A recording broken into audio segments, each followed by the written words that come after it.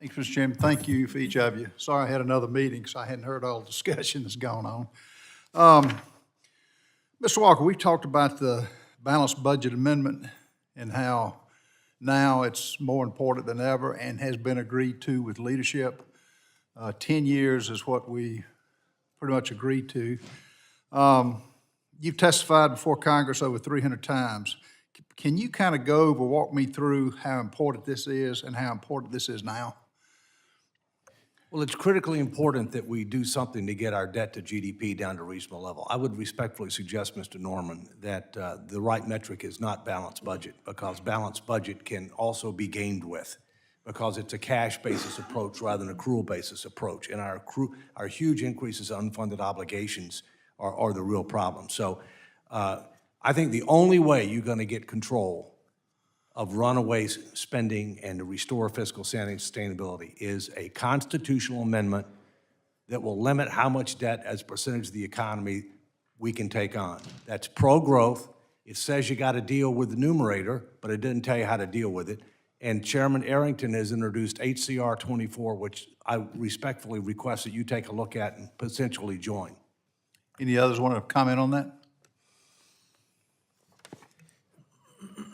I don't want to wait for a balanced budget amendment to start the process of reducing the size of government and fixing the problems that are inherently there.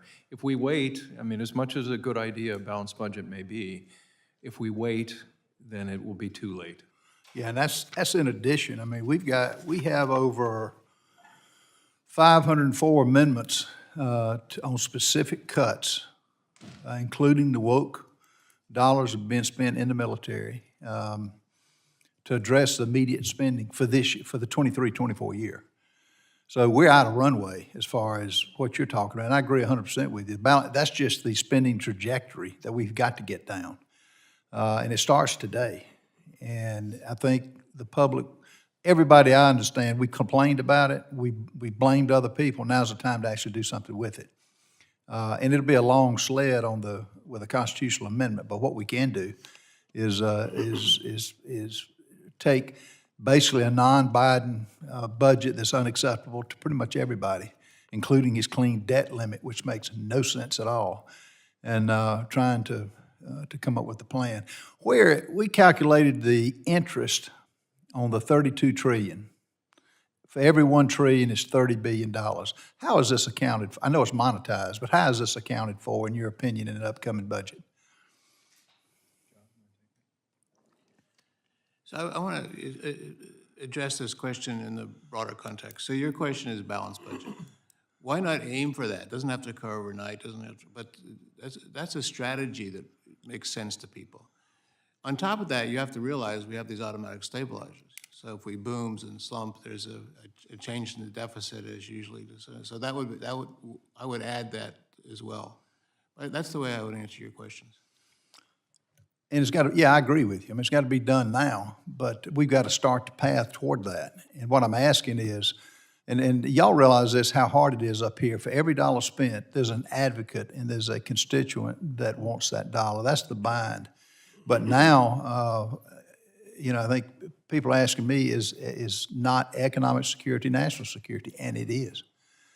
So we don't have the time. We don't have the luxury of blaming it on another administration. As bad as the Biden budget is, it's time, how are we going to fix it? And the only way I know to fix it is what we're doing. I know what Chairman Arrington and others and us in the Freedom Caucus are doing is proposing things that the public doesn't agree with anyway once they see it. Anybody else have any comments on that? Mark, Mr. Walker? Real quickly, I suggest three things in my testimony. There's a lot more detail. Absolute cut in the 2024 budget as compared to 2023. Secondly, create a mechanism, a statutory fiscal sustainability commission that will help engage the people and make recommendations to close the gap between spending and revenues over 10 years. And thirdly, a constitutional amendment that will limit how much debt as a percentage of the economy we can take on. That is absolutely critical. And by the way, Congress should have done it in 1979. There were 39 states that filed for applications for a convention of states to propose a fiscal responsibility amendment, and Congress did not act. And this will go to the Supreme Court if Congress doesn't act. and it's a conservative Supreme Court. Thank you. I yield. I thank the gentleman. Let me make a comment because